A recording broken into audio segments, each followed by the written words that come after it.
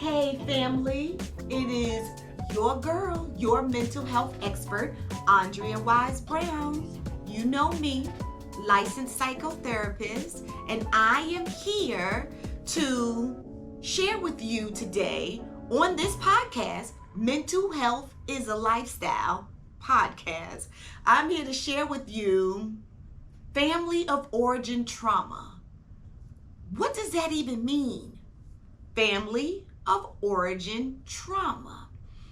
So I'll start off by giving you an example. As we're here, and I don't even know if you know, like this is actually my office. Like this is the office and that good old couch that I practice therapy on. So back to the example. As we're here in my office, if you were to make an appointment with me, well, you'd actually make it with my assistant, Stephanie, and you were to come in my office, you'd come in, you sit on the couch, and usually you'd come in with a presenting issue. Presenting issue, what is that, Andrea? So what that is the thing that actually brings you here, the thing that calls you to therapy. Because, I already know. I believe that everyone needs a therapist, and I know that therapy can be life-changing, but everybody doesn't get it, and everybody doesn't necessarily want to be in therapy for no reason. So, I get that you're not just driving down the street and figuring, well, I don't have anything else to do, so why don't I go to therapy? Or you're not like, Target's closed, so why don't I go to therapy? It's not like some random place that you go. So you're usually coming here because of a presenting issue. Sometimes the presenting issue looks like my boyfriend and I, or my romantic partner and I are in conflict, or my girl is not speaking to me, or maybe there's some infidelity, or some breakdown in your family system. Maybe you're stuck in a career that you don't want to be in. You're feeling stuck and you're needing someone to talk to kind of process your thoughts and your ideas. So these are presenting issues that bring you into therapy. You could be experiencing a loss of a family member. Another presenting issue is trying to grieve and how to grieve. So you come into therapy, and when people come in and they sit on the couch, I ask, what brings you here? And usually they'll come up with the presenting issue. However, when they're talking about the presenting issue, what I know for sure is your presenting issue is not where the resolve or the solution comes from. So I'll always ask you questions. Ask you all kinds of questions. And a lot of the times the questions have to do with your family of origin. Family of origin meaning your childhood, where you originated from. The people who were around you when you originated, when you were born into this world, which would include your mom, dad, stepdad, grandpa, siblings, grandma, all of those people. So family of origin. So I specialize in family of origin trauma. So I'll ask people when they talk about the presenting issue, I'll go in and I'll say, so tell me a little bit about, your mom, or, did you grow up with your mom or your dad? And they are, most times, I'll give you a percentage of maybe about 85% of the time, the client sitting on the couch will say, oh, no. My mom was great. Oh, I had an amazing mother. Like, don't go there. Or they'll say, oh, no, my mom and my dad have been married for they're still married to this. They have a great marriage. So they always say that. They're really guarded about their family history and very protective of their family members. And I get that. I understand that. Because what I can say is that I agree. You have an amazing mother and an amazing father. However, you can still have an amazing parents, but yet and still have experienced trauma during childhood. And so trauma just refers to any change in the brain after there was something that occurred in life. So it's the effect of the brain, a change in the brain after something occurs in life. And so, family, I want to go back to my intention for actually being here and doing this podcast. It is to normalize conversations around keeping our minds healthy and strong. And so I really do try to make the information so easy for you to understand, just palpable, so easy for you to digest. All right, so coming back to, so I had to digress there because I needed you to kind of understand when I was breaking down trauma and just a change in the brain. Because I don't like to go too scientific because I don't want to lose you, because you're my family and I want you to stay with me.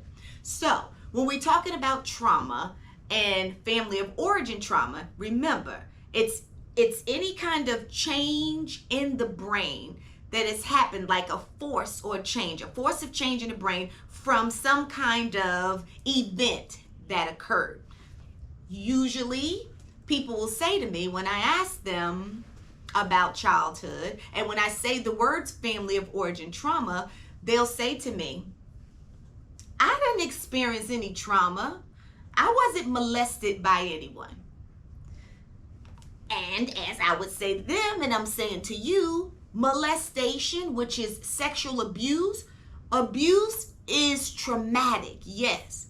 But that is not the only type of trauma that we experience. So there are other traumas that we experience during childhood that affects the way that we think as we get older, as we maturate, as our brain matures into adulthood. And a lot of times the trauma that we experience, we act out in adulthood, which is part of the reason why we have a lot of the presenting issues that we have in adulthood.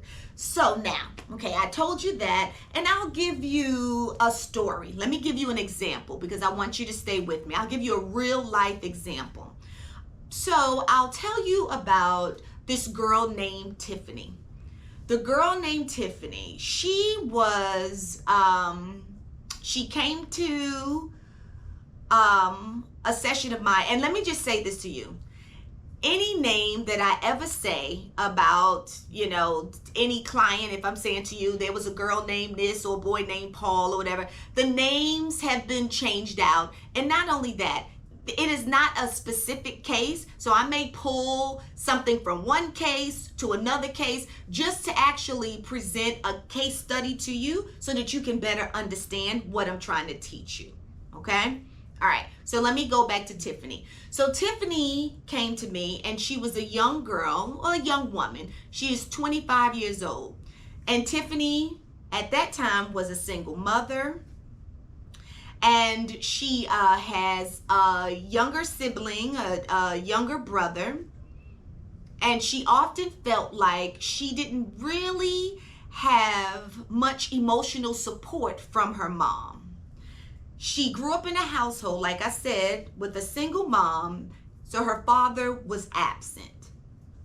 When she came to me because she felt really stuck. She was experiencing anxiety and she was depressed. She felt really hopeless about today and, the next day. She also had two small children, and she was in an abusive relationship. So she was with this guy who would often put his hands on her physically. So as we started to conversate and we would talk, have therapy, and I started to ask her about her mother. And the first thing that Tiffany would say to me, like I just told y'all, was, oh no, my mother was hard working, and my mother, she's a good woman. I said, I get it, Tiffany. She was a good woman and she was hardworking. But two things can be true at the same time. So, in order for us to get some resolve to now, just take me back and kind of tell me your story. So as Tiffany started to tell me her story, she would tell me that as she was growing up as a young child, her mom was never home. So she told me that her mother would always be gone and she assumed that she was working. However, they lived in the inner city and they would never really have much food at home. And Tiffany had to care for her younger brother. So mom wasn't home, always gone. Tiffany had to care for her younger brother. So at this time, Tiffany, I told you, was 25, and her younger brother was 5 years younger than she was as she was growing up. So when she was telling me about her caring for her younger brother, Tiffany at this time was in high school.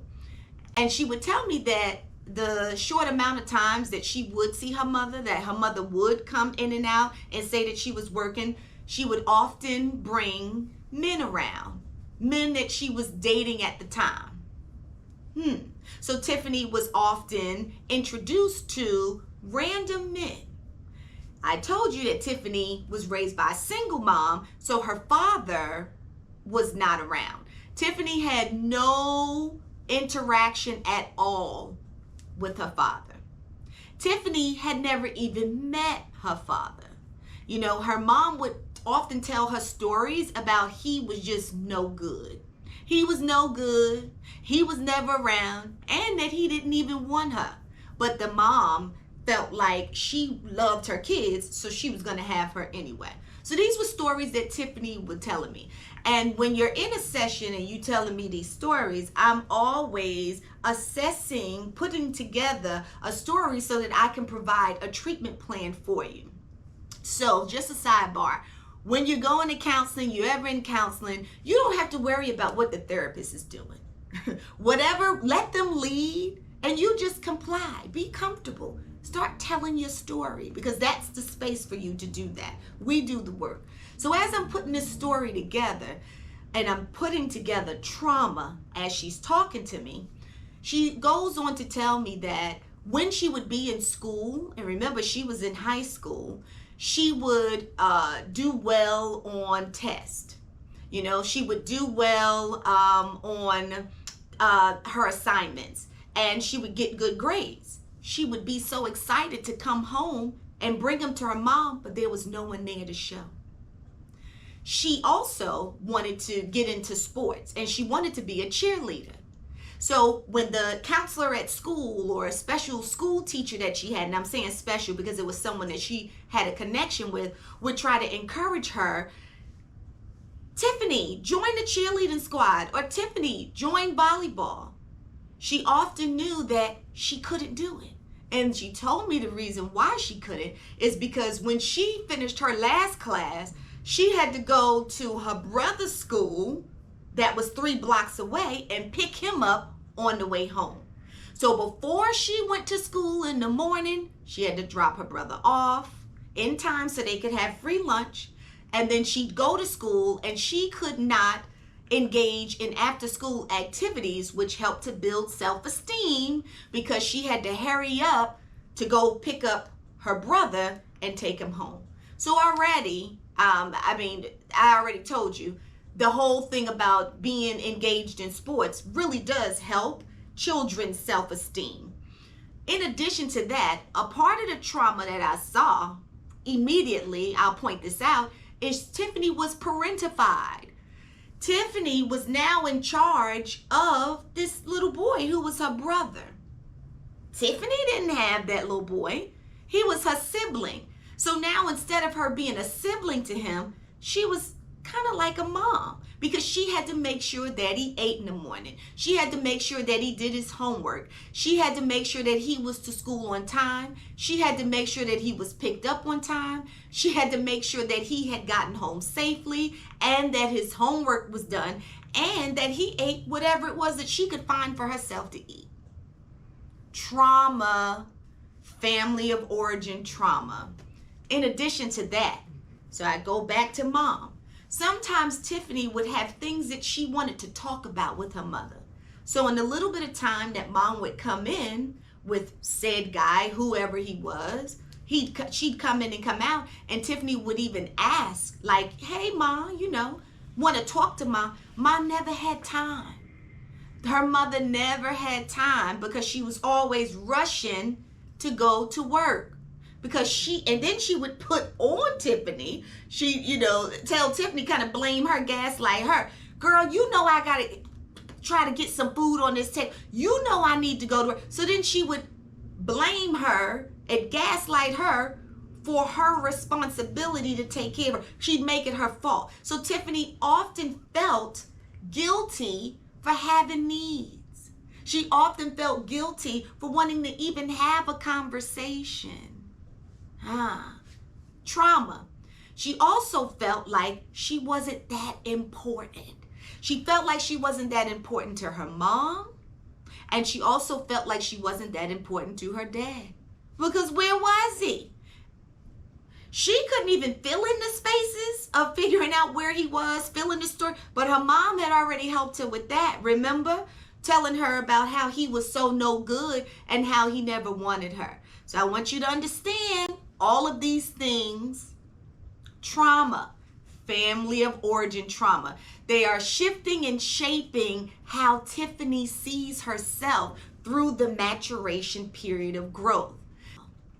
So, I heard this metaphor some years ago. I won't take credit for it, but I use it often. I like to see God as the ocean, and I see us human beings as cups of that ocean. Cups, little God bodies, born as perfect. So when we come out our mama's hoo-ha, as I said, we are perfect, full of self-esteem, full of self-worth. We feel as if just the closest to God is possible. If you ever took some time, or even if you've seen the neonatal unit in the hospital, you'll look around and you'll see all those little God bodies, babies. You once were. You'll see all of them, and you'll see some of them are looking up in the sky. You may see one who's laughing, often just laughing, They just have that spirit of fun. And then you may see another little baby in there, and they may have a scowl on their face. Well, so now they just have this little spirit of trying to kind of figure things out, maybe like a logical thinker. And then you may see another little baby in there, and they may be just screaming just to scream. They're not even hurting, not even uncomfortable, just screaming because maybe they don't like the temperature in the room. They're probably just sensitive. But that just describes their personality. But it doesn't describe worth and how worthy they feel. So when we first come out, right in there, feeling worthy, just as close as to God. God body's perfect. But then what happens is, after that, we go home. Did you hear me? We go home. So it's our environment that shapes us. So our environment can either do two things. It can either build on that God in us, on that esteem, on that self-worth. It can build on it, or it can kind of take little bites and little pieces. And taking those bites and pieces, bring you back up to where we are, is that whole family of origin trauma. So going back to Tiffany. Okay, so we kind of talked about some of the trauma that she's experienced during childhood. I want to tell you one more thing before I tell you how she presented. Another thing that she would say is sometimes when the mom would come home, if she didn't see that the house was as clean as she thought it should be, or maybe something that she told Tiffany to do that she felt like she didn't do, as a teenager, which is normal, healthy behavior, Tiffany would feel the need to explain herself. Well, this is why, and when she would do that, her mother would smack her in the face hard, hit her in the stomach, maybe even spank her, beat her, whatever it is that you go. Physical abuse, that's what that is. And we could have that discussion a whole nother time. But I will tell you that the way to get a person to grow and to learn is not to beat them. It's to empower them and to educate them. So she didn't even recognize that she was being physically abused. But I'm just teaching you, like I taught her, I can understand why. She didn't see getting smacked in her face or her mouth or being beaten as a child when she made a mistake or when she didn't agree. She didn't see that was being abused. So what she did was she took that in and understood that at her age and that during that developmental stage as someone who loves me, who's trying to correct me. Even though it feels painful and I don't like it, it's acceptable. Which is how it shows up in adulthood. It's the reason why the first time that her boyfriend put his hands on her, she didn't just run for the hills. She didn't just run. Now, I'm going to put a pin in that and just give you an example of if there was another young woman who grew up in a household and had a mom, even if we didn't add a father, but had a mom in the household, and every time she made a mistake, her mom talked with her through it, listened to it, told her that she could understand this, try to do better, and still made her feel good about herself and empowered her and educated her. That girl, because I've seen those, that girl, when she got older and met any man or woman and got into a relationship and made a mistake, if they were to even raise their hand at her or put their hand on, she would have been like, oh my God, they crazy. Like, I ain't doing that. You understand? Because she didn't learn that was normal behavior. But going back to Tiffany and her family of origin trauma, she learned that was normal behavior. When I make a mistake, it's okay for the person who loves me to hit me because I inconvenienced them. But I'll tell you another thing that she also learned from her upbringing with her mom is that she didn't feel worthy of having a healthy relationship with someone who wanted to hear her needs, who wanted to talk to her. So she would often cower and not express her needs. So that's some more family of origin trauma. Another thing, she was raising 2 kids. I told you she had 2 kids. And as she was raising these 2 children, she often found herself trying to leave her 2 children off on other people and find as many jobs as she could to make her busy. When her job was to parent the children, to be as present as she could with her. That would be a part of healthy parenting, no matter what the circumstance was.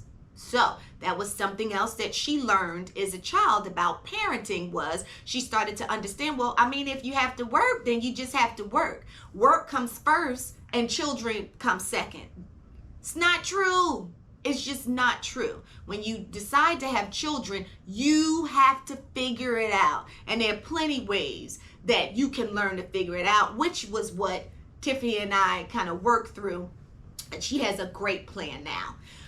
But I'm trying to think of some other things and ways that her trauma, her childhood trauma, played out. Oh, so remember I'm telling you it played out with her choosing the men who she would choose. So this current man who was abusive to her, she would choose abusive man after abusive man after abusive man.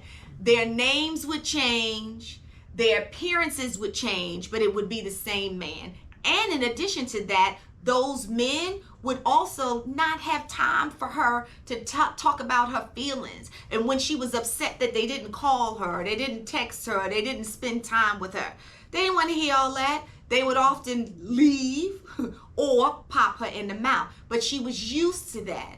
She never broke up with anybody either. I wanted to tell you that about Tiffany. They would often leave her. And her belief was that men abandon you anyway, because remember what she learned as a child from her mother was she wasn't wanted. Her father didn't want her. So her expectation for men was so low that she kept finding herself in these dysfunctional relationships over and over again. And she felt used to being invisible. So that was just some of her family of origin trauma. And thank goodness, her coming to therapy, as she started to learn these things, Then she started to learn some new coping skills as to how to push through when she would tell herself that she wasn't enough.